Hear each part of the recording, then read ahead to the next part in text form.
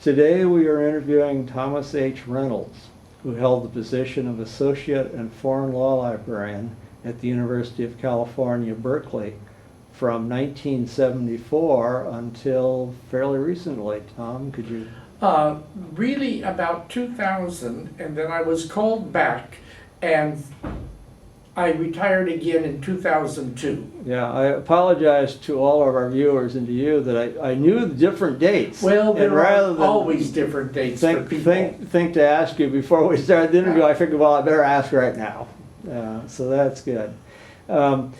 Actually, I've referred to you already as Tom, and that's how you prefer to be called. Yes. You were also the general editor of the Index to Foreign Legal Periodicals from 1983 until 2010. I think That's I have correct. those dates correct. Yes. Yeah. Let's begin with a little bit of personal history about yourself. Could you talk about your life both when you were young and today? Well, gee, I hate those broad questions. I was born in Oakland, California, 1935. I attended, I guess, grammar school in Berkeley, California, and then in Arizona. And I attended junior high school and high school in Fresno, California. Mm-hmm. I'm essentially a Californian. You sort of stuck here all Yes, through your yes. career. My mother and my mother's parents were born in California, and my father was born in California. I think one of his parents also. Mm-hmm. So you actually live here in Oakland, and Yes. which is relatively close to Berkeley for Right. those viewers who are not familiar with the geography. And Americans are criticized for having a lack of knowledge of that subject. Oakland is, of course, adjoining Berkeley, and my first years I lived with my parents and then my grandparents in Berkeley, and then moved around, came back to study at the University of California, and essentially have stayed either in Berkeley or in Oakland ever since. Mm-hmm. I might mention that we're actually doing this interview today in the Alameda County Law Library in the city of Oakland, and Mark Estes, who's its director, is sort of our host. And I appreciate both your participation and his letting us do these here. Well, and my participation is easy because now I live really just about 6 blocks from this building, from the Alameda County Law Library. It's almost as far as I had to walk from the car this Yes. morning. I understand there's a strike underway at this very moment of the BART system, the Fearsome subway system, strike. which is not running as a result. So everybody's on the road today. And also a threatened strike for the local transit agency here in the East Bay also. So that'll shut down everything else, Yes, yes. and probably including the highways to Right, gridlock. right. You mentioned that you studied at Berkeley. Yes. Could you talk a little bit more about your education and formal training? And Yeah, I came to Berkeley in 51, 52 at a time when if you graduated, I think at the top 10% of your high school class, you were guaranteed a spot at the University of California. Mm-hmm. And it was just whether you went to Davis or Berkeley or UCLA. I think that was about what there was. Mm-hmm.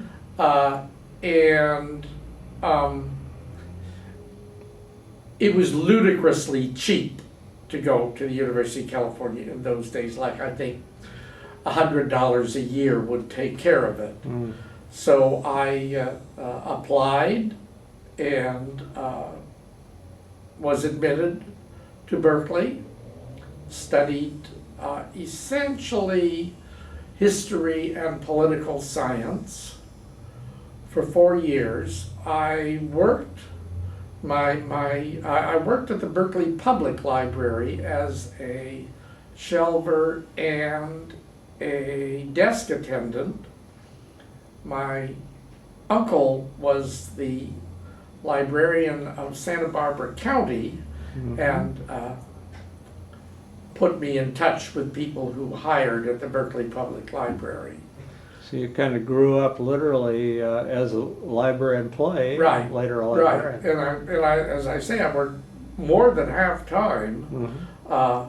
for the Berkeley Public Library while I was in college, while I was in school. And I graduated from Cal and was admitted to the law school at the University of California, then known as Bolt Hall. Mhm. And went there for 1 year and didn't flunk out, but didn't do very well. That was disappointing to me. So then I went back. Well, I'd been working for the Berkeley Public Library and continued and applied for the for what was then called the library school at the University of California. Mhm. And again, my uncle was a close friend of the dean of the library school, J. Perriam Danton, and I seemed to have no trouble getting admitted. And as opposed to law school, library school was just fun, Mhm. no problem.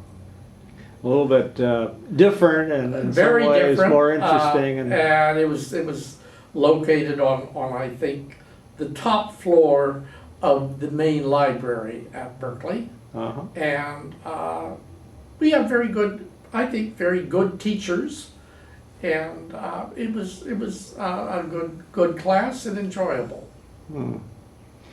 That sounds interesting. Now, I noticed in your background you're talking about work in regular type libraries. I could call this moving to the dark side. Well, I have, yes. and jokingly a little bit, but how was it you were attracted to law librarianship? Well, of course, I think beginning about April or so in those days, you start looking around for a job, Mm-hmm. and I had applied for a job. Well, I had applied for the Library of Congress intern and didn't get that. And I had applied for a job at the main library's acquisitions department. Mm-hmm. And also at San Francisco Public Library, which my uncle and advisor suggested was a nest of snakes. And then while I was in the application process, someone said to me, well, there's an opening at the law library here, and you've had a year of law school, why don't you apply? So I did. And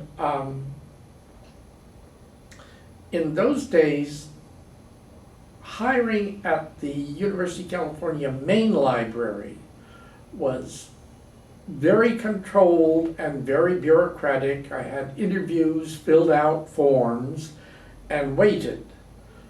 Hiring at the law library was, you just went in and you had a chat with the law librarian, Vernon Smith, who ran the place single-handed, in effect. I mean, he had a lot of people working for him. And I had a nice interview and went away. My only real competition for the job was a Polish lawyer, a refugee. I would think in his early 60s. And of course, there was no such thing in those days as ageism. It was just done and no one worried about it. Yeah. And I didn't hear from Vernon Smith, and I got nice notices from the main library about the job, the reference in the acquisitions department. And I went up one day to see Mr. Smith and asked him, had any decision been made? He said, oh my goodness, I've been meaning to tell you, sure, when can you start?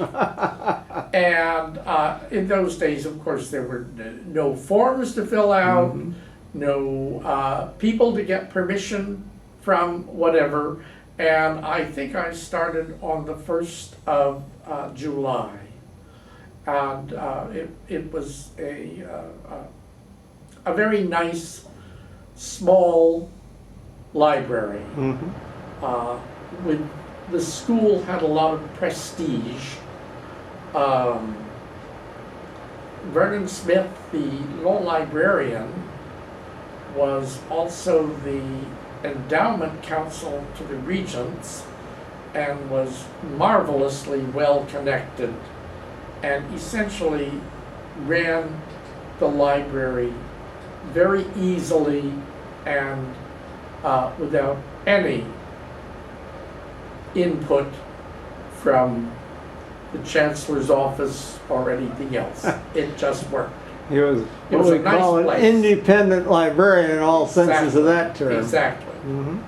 Times were different then, Tom, as you know. I Times. mean, later on we had to contend with all these rules and regulations to ensure that, you know, we were taking everyone into Indeed. consideration, and human resources got built. Talk about a bureaucracy in most places. I'm not sure I would have been hired in those days or in these days, but I sure was then. There was just no, I don't even think I filled out anything but my name and address for Vernon Smith. Well, in the more recent days, if you were hired, you'd certainly get a very formal Yep. letter from the human resources people, or at least with their blessing. Nothing happened like that at all, and it was, and really, I think I was hired because there was a vacant spot, and they didn't want to let that vacant spot expire.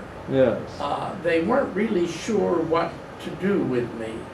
My predecessor, as I think as assistant reference librarian or circulation librarian, didn't like people and became the binding librarian. And so that there was just this vacancy, and I took it.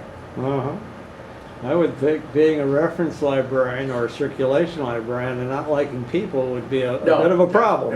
And he stayed as the binding librarian for another 20 years. Doesn't sound like they had a lot of turnover. No, they didn't. They didn't. It was a library that went easy.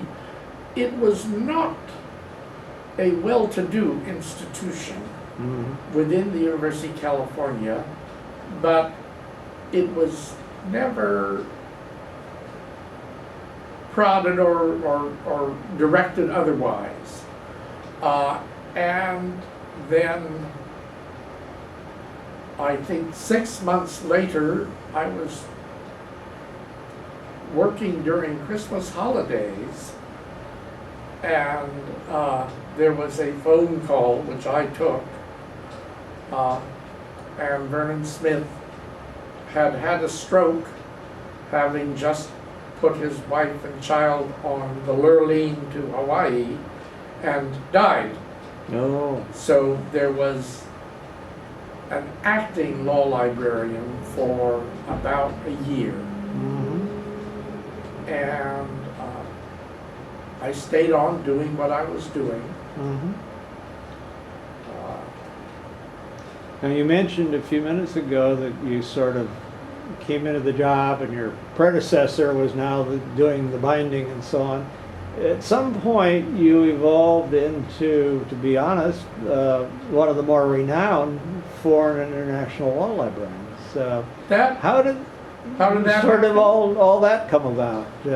Well, even when I started, the law library had received a splendid gift from an alumnus of Hastings School of the Law to buy books, to buy materials in canon law and related subjects. Lloyd M. Robbins, who was a entrepreneur in California, and he and his second wife lived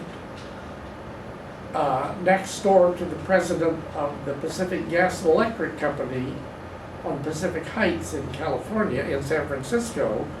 And the president of the Pacific Gas and Electric Company was the brother of Robert Gordon Sproul, the president of the University of California. And I think that connection grew, and Lloyd Robbins was given an honorary degree by the law school, and gave, I think, well before my time, I think in 1958, $400,000 to buy materials on canon law and related, and develop a collection in canon law and civil law.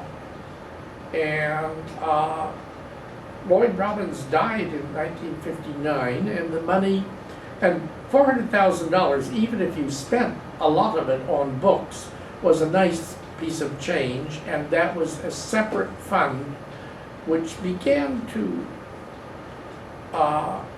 which became the tail that began to wag the dog that was the law library.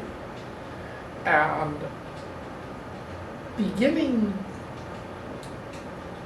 by my second or third year, the law school had several important faculty who were German, of German origin, and they began to make more and more demands on what the collection could do for them.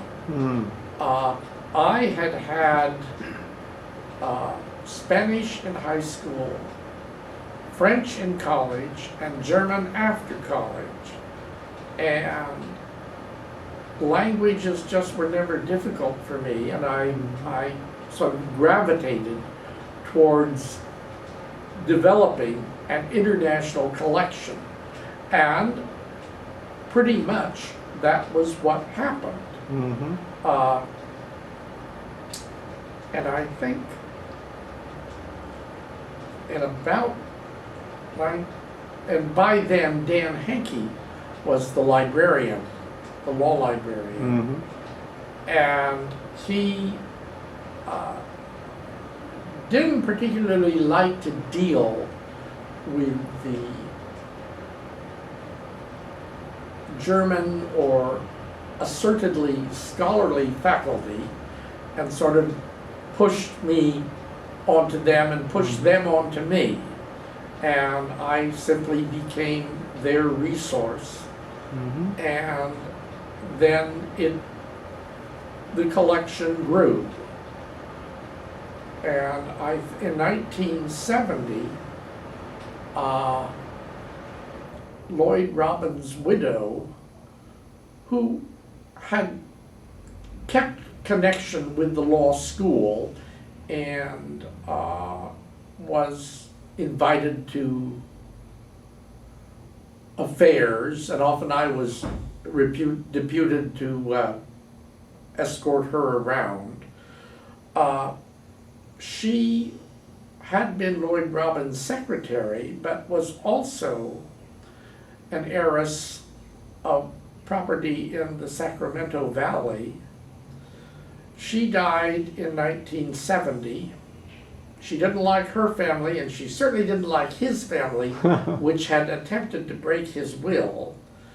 And essentially, in 1970, she left everything except $100,000 to the chauffeur and $100,000 to the housekeeper to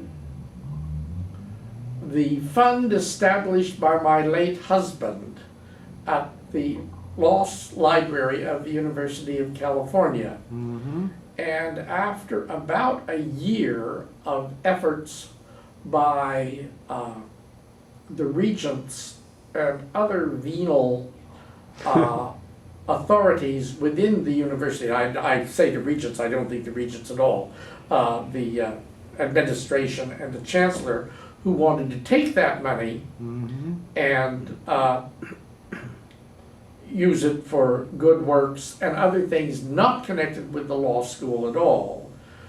By then, by 1971, the estate was around $10 million, which in 1971 was a whole lot of money. Yes.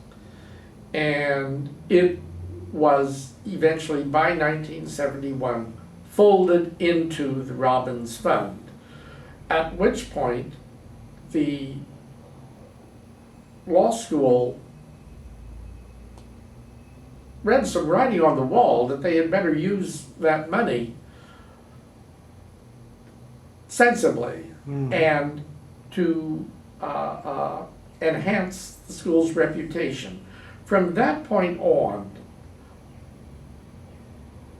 Bolt Hall became a school very much intent on expanding its foreign, comparative, and international collection as well as its canon law collection. Mhm. And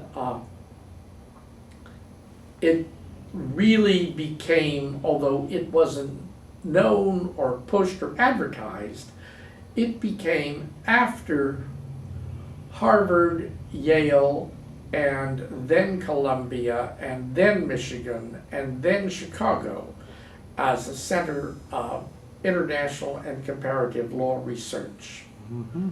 And then it just expanded. All this time, I was by then in charge of acquisitions in all respects.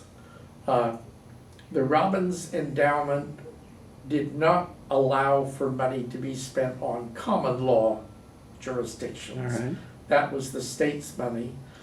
But Robbins expanded into everything else, including international law, law derived from the civil law, which of course would be China, Japan, whatever you want to say. And then there were certain fudges made about the British Empire, and some of that eased into civil law because a lot of the British Empire areas were mixed jurisdictions. Mhm. So, you know, by the end of the 70s, I was in charge of developing this collection. And I remember people asking me what my budget was. And I said, we have no budget. And people said, oh, you poor thing. And of course, the explanation was that we never, for I think certainly through most of this century, ever used what was called Robbins unallocated, that is the money that was allocated each year. We never used up anything like even 70% of the money allocated. There was just a lot of money. And it also became sort of important and nice to buy rare books, unusual books, manuscripts, things that Dr. Robbins also enjoyed buying and giving to the library in his day. And that's really how I became a person with that kind of background and that kind of interest. Mhm. And we competed with all sorts of institutions in buying collections, books at auction, etc. And it really became a very important and very well-rounded collection, partly in meeting the requirements of Albert Ehrenschweig and Steve Riesenfeld and Dick Buxbaum, who is still at Berkeley, and their needs. and the Robins also acquired, I don't think acquired, engaged a major canon law scholar, Stephen Kuttner, from Yale, and a major Hebraic law scholar, and Roman law scholar, David Dowby, from Oxford. And so those ornaments added to the collection and also added to the drive to build up the collection. Mhm. Well, it's interesting, all this begins back around 1970 or perhaps a bit earlier, and that's before many law schools even thought much Right. beyond the standard Anglo-American systems. Absolutely. And at Berkeley, up to the Robbins gift, which was the original gift was 1958, frankly, Berkeley, Bolt Hall was a prestigious school, but its library was nothing to write home about. Mhm. And then it just grew. And the then librarian, Dan Henke, was anxious to expand, and everybody looked at the Robbins money as really their money to spend, and it kept getting spent, and it made just all the difference. Yeah. All the difference. I was shifted from the state payroll to the Robbins payroll. Mhm. I think in about 70 or 71 or 72. And and then when Dan moved to Hastings, the school engaged a scholar who was a lawyer from Czechoslovakia, Val Mostecki. You know, I remember meeting him, he was at And- Harvard at the time. Yes, Mhm. yes. And Val was, oddly enough, not much interested in civil canon or foreign law. Mm. And again, I was just given free hand. No one said anything Mhm. to me. And when Val retired, we got a far more dynamic person, Bob Baring, who was also interested in foreign jurisdictions and was also interested in, blowing the horn Mm. of the law school and the law library. And that is when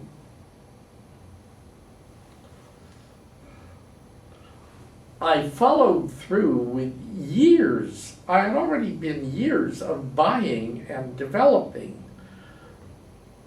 books and foreign collections, and that is when the Index to Foreign Legal Periodicals was facing the retirement of its editor, William A.F.P. Steiner, known as Willie, Mhm. who was at Cambridge and wanted to retire. And there was no one at Cambridge or really in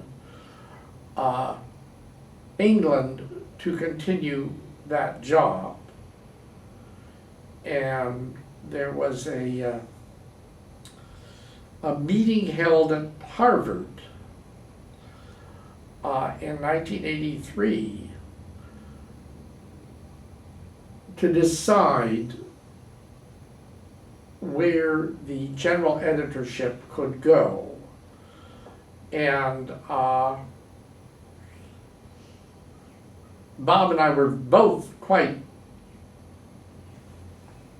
amused when someone from Harvard said, well, gosh, you know, your school wouldn't be able to handle anything like this, would you? And we really, at that point, we already subscribed to essentially every serial that the Index to Foreign Legal Periodicals indexed. And so it moved to Berkeley.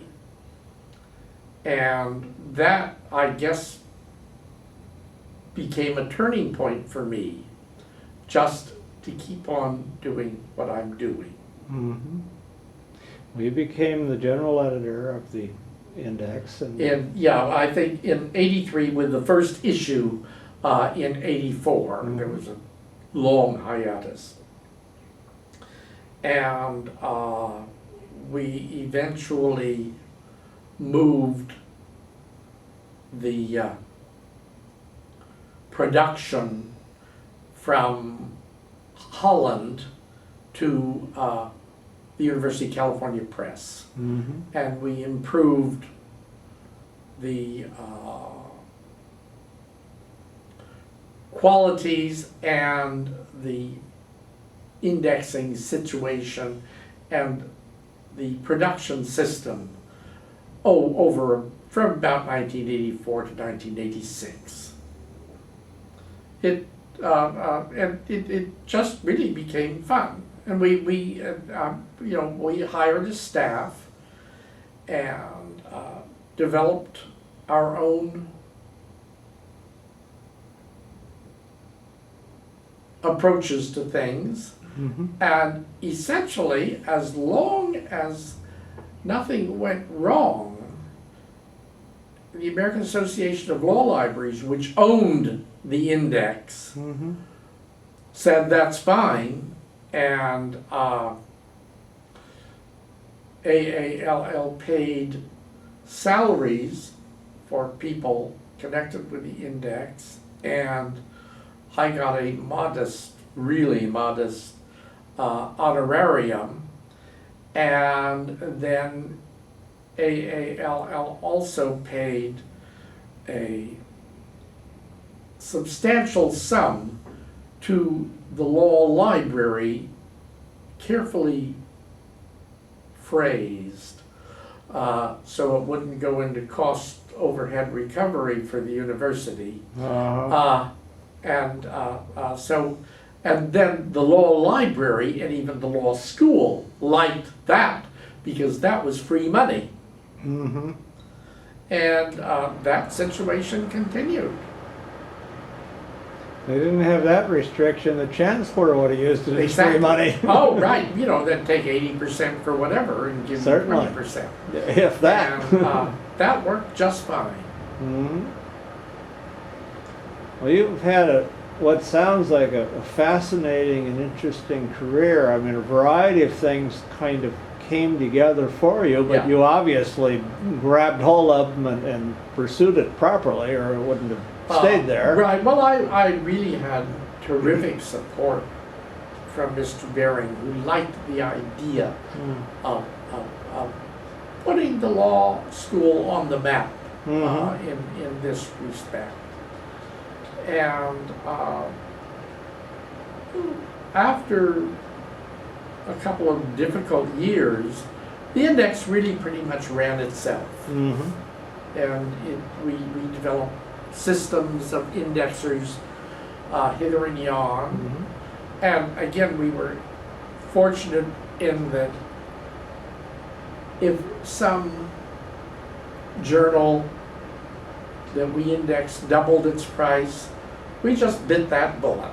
Mm-hmm. Willie Steiner had told me, do not rely on complimentary copies because you index it, because the complimentary copies are always the last ones sent out. Uh-huh. And then if it's missed and you make a claim for it, the claim just goes in the wastebasket. They don't have a paid subscription, Right, so they don't that's have it. the incentive That's to it. follow up. And I see. have a paid subscription. That Yeah. was what Willie Steiner told me. Plus, I would imagine with the index, you wanted to be out front on getting the things indexed rather than at the other end of the Oh, process. absolutely. Mm-hmm. And I made various estimates and analyses, but I think by the 1990s, the index, the journals that the index subscribed to, no, the journals that the law library subscribed to for use of the index, that was running between $80,000 and $90,000 a year, and that was a lot of money in 1980. Still 1990. is. Yes. Well, now we just keep on going. Yeah. Well, actually today, in a sense, with all the trade-offs that one is often seeing, that would be probably even harder to maintain Yeah. today in Yeah. some ways. Yeah. Well, we'll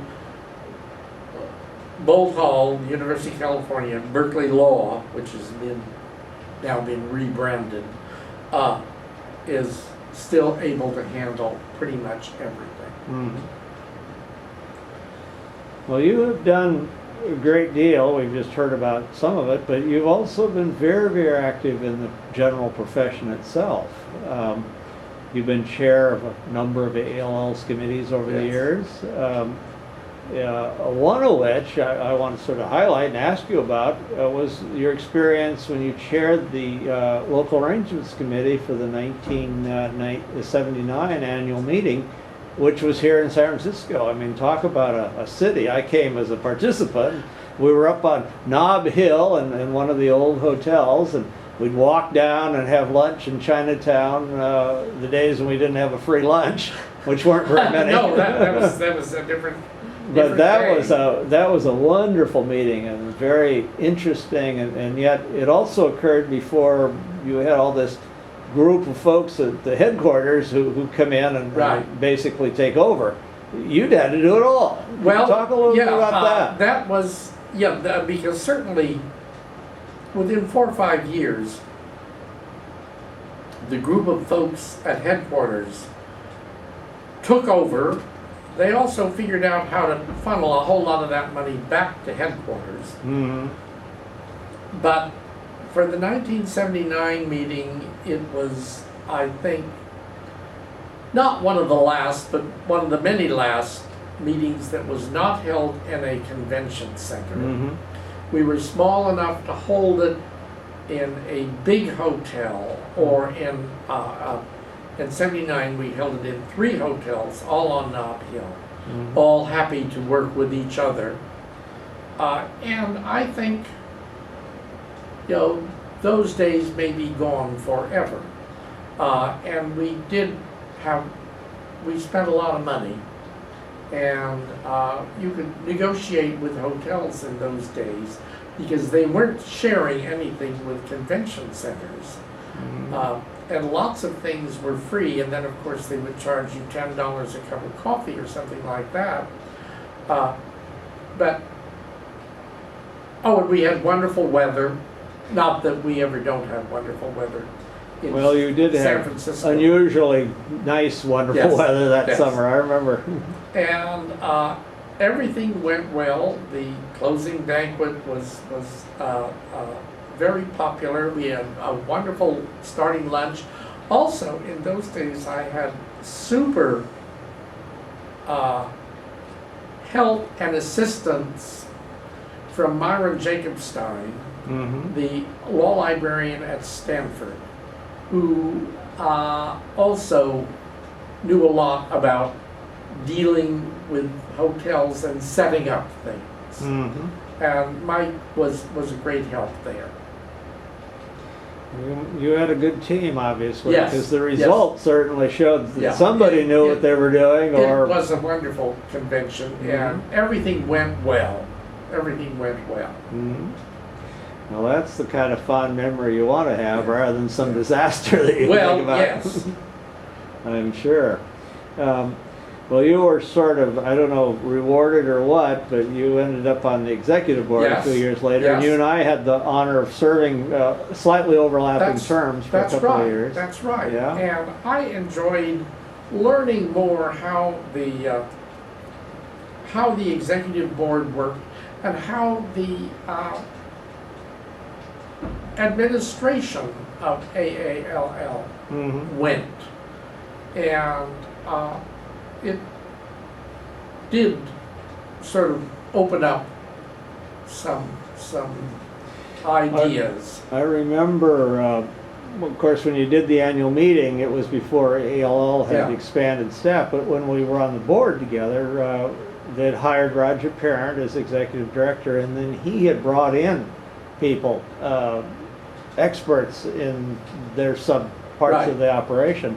And I understand that. That was really, in my opinion, a professional approach to keep a hold of the money. Often keep a hold of the money that annual conventions and meetings generated. Yeah. And that was the beginning of real change and improvement in the efficiency of the association, which was shifting from an executive secretary to an executive director, and much more professional, maybe more impersonal operation. Well, there were Still- trade-offs, definitely. I Yeah. mean, there were advantages to many of us of the old system, but we were much smaller. We were often from libraries where we could devote the volunteer time, and the association had moved, started to a point where obviously not everybody could do Right. that, and did we disenfranchise all those other folks? Or did we do things with staff so we could empower them to become involved, at least in policy? Yeah, I think, and it was just the normal approach, and I am sure that we were not the only academic organization that figured out we better do something with this. Yeah, Although we stayed in the Monadnock building for years afterwards. But that's right. I think it was just relatively recently 4 when they years ago, moved yeah. away from there. yeah, Yeah, I hope they're nearby because I'm hoping to visit them at some point and see the new headquarters, and I can find that part of yes, town in yes, Chicago. me too, right. Well, you know, we were on the board. You've done a lot of things, and I want to highlight the fact that among a few of people in the profession, you have been given formal recognition of this with the Marion Gould Gallagher Distinguished Service Award, Yeah, which you received. I was touched with that, and I knew Mrs. Gallagher. Mhm. And I enjoyed doing a lot of committee work. Mhm. I enjoyed doing the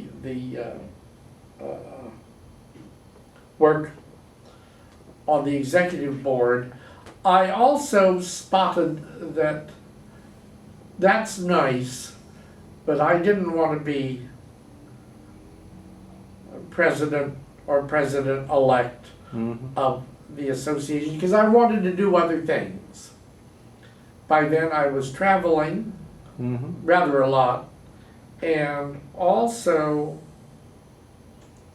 by then I had other publishing and research interests that Mhm.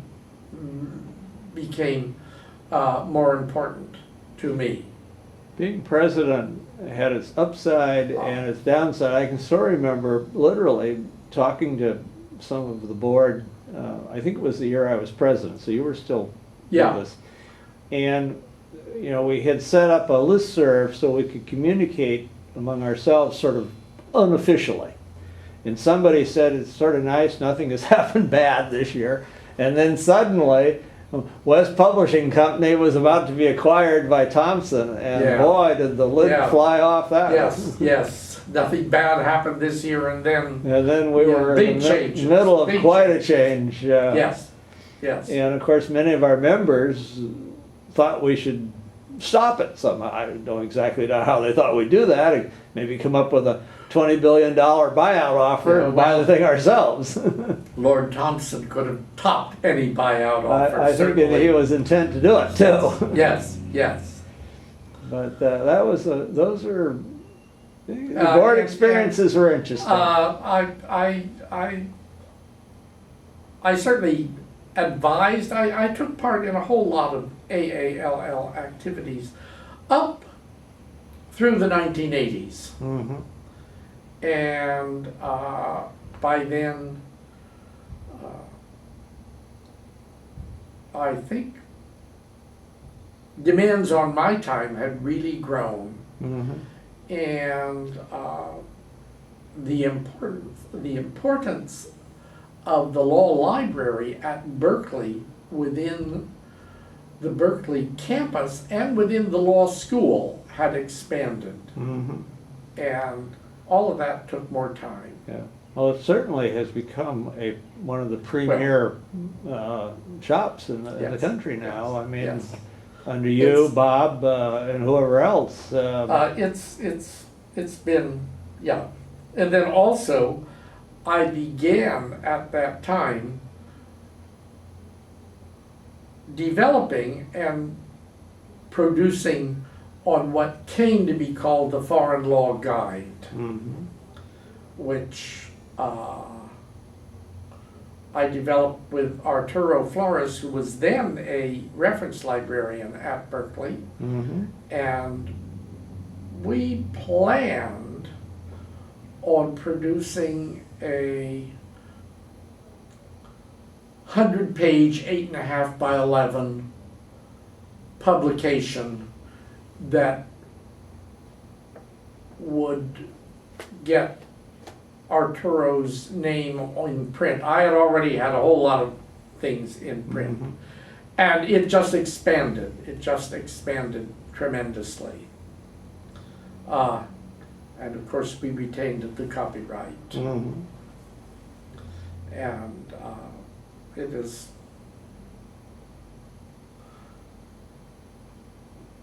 it took over. And eventually, by 2000, the demands of research and production on Foreign Law Guide were such that I felt I should retire. Mhm. So that was one of your earlier retirements. Yeah, in 2000. And then after I came back and then retired again and kept on as general editor of the Index, which by then was just running itself easily and beautifully. Mhm. And so then it was, I was just working on the Foreign Law Guide, Mhm. which was published by the Hine Company, although Arthur and I retained all rights, Mhm. and I think we began producing it online in, I think, 2001. Perhaps to the chagrin of the Hine Company, but which kept on publishing it Mhm. in hard copy. I suppose they'd like a little more control, but They wanted a whole lot more control, and that just wasn't possible because we have retained all copyright and ancillary rights. And then, I think in about 2004, we had a very amicable separation from the Hine Company and became exclusively an online publication, Mhm. which it has continued until when, and then it was purchased from us in last May, in May of 2012. And it has also changed my life considerably. Mhm. Well, you know, earlier we talked about, and I mentioned that you are one of the relatively few recipients of the Distinguished Service Award named after the late Marion Gallagher. You also hold the other so-called most prestigious level award that the association has to offer, and that's the Joseph Oh, the Joe Andrews Andrews Bibliographic Award. Award. And you got that back in about 1990 for an earlier version of what you are publishing called Foreign Law, Current Sources of Codes and Legislation in Jurisdictions of the World. Right. Which I imagine had been collecting for 20 Right. years with Yes. this Yes. marvelous infusion of support from your donor. It just one followed the other. Mhm. And the Joe Andrews Award really sort of answered what I had been doing in developing this foreign law Mhm. collection, and then it came, it became publishable and not unprofitable. Mhm. And it was quite an effort, but I had everything on hand. I had everything in house, Mhm. and I would in order to keep up with it, I'd go to the Library of Congress every year and see what they were getting and learn more about that. I also would go to the Institute of Advanced Legal Studies in London every year to see what they were getting. And in those days, they were a reasonably affluent operation that collected material from, quote, the British Empire and the British Commonwealth that nobody else could lay his or her hands on. Mhm. So with those two annual visits, I was able to flesh out anything that I felt Berkeley didn't have and could work to put it all into a coherent whole. Mhm. And we began with Latin America and then just expanded. And I thought we figured we'd end up with about 140 countries, and now we're about 190 countries or whatever jurisdictions. And I think,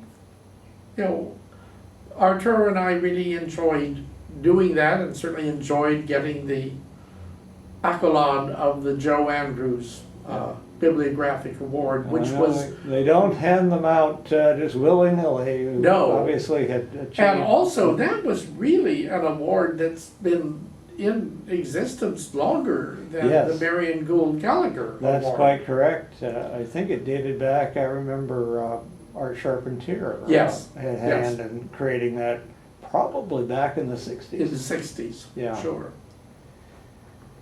Well, I want to thank you, Tom Reynolds, for participating today, and give you the opportunity if there's anything we haven't talked about that you would like to mention before we conclude the interview. No, I don't think so. I would like to say that I have a lot of really good colleagues within AALL whom I got to know so well that I would visit not just at the annual meetings, but these were people who devoted a lot of time to AALL's operations. One was Bill Murphy, William D. Murphy, who was the librarian at Kirkland and Ellis, who really was the guiding figure in the financial background of the Index to Foreign Legal Periodicals. And Joyce Malden had been the treasurer for years, because she was in Chicago and was willing, Yeah. was the treasurer of AALL, and just devoted a lot of time and effort to the organization.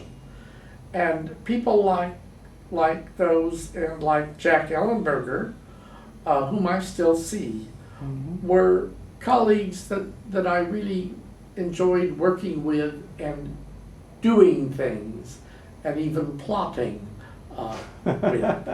And I found a lot of AALL as a collegial operation.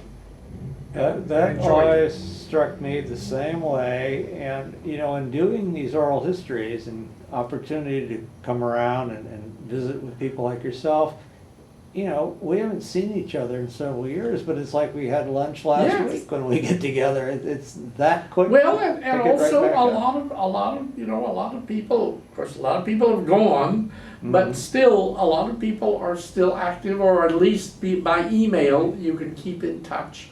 And you feel that you've accomplished something and it's still going on, even during tough times, which are, I think, changing.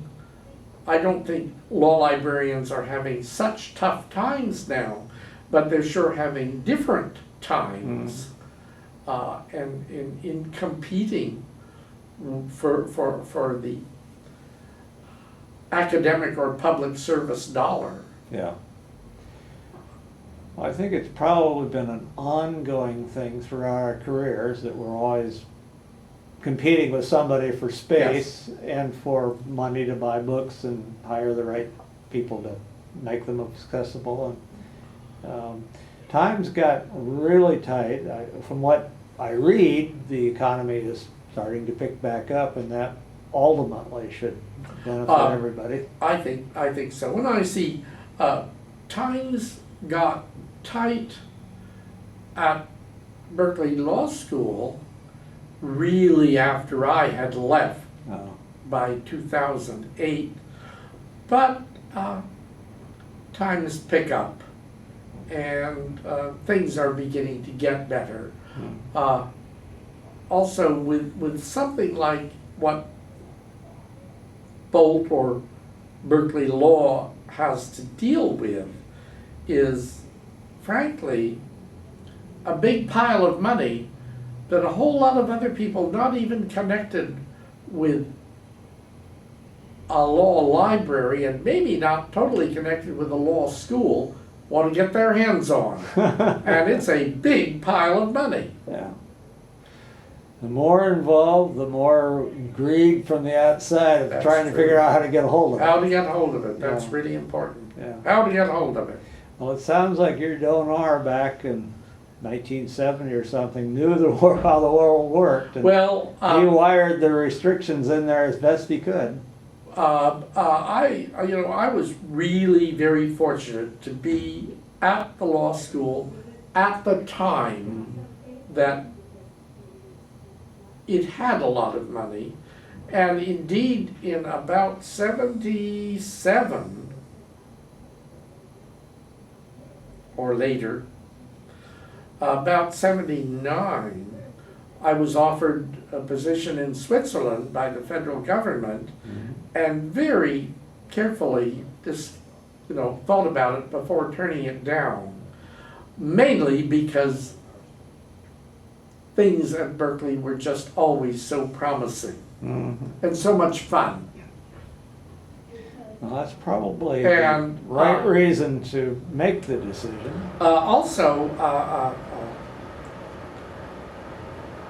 I was always sort of spared the arduous obligation of administration in my job, except during Val Mostetsky's tenure when he wasn't all that big on administration, and I did a lot of that.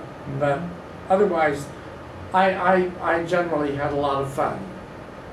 The fun could be, shall we spend $10,000 on this best edition of a major canon law work, or shall we subscribe to this highly expensive cereal?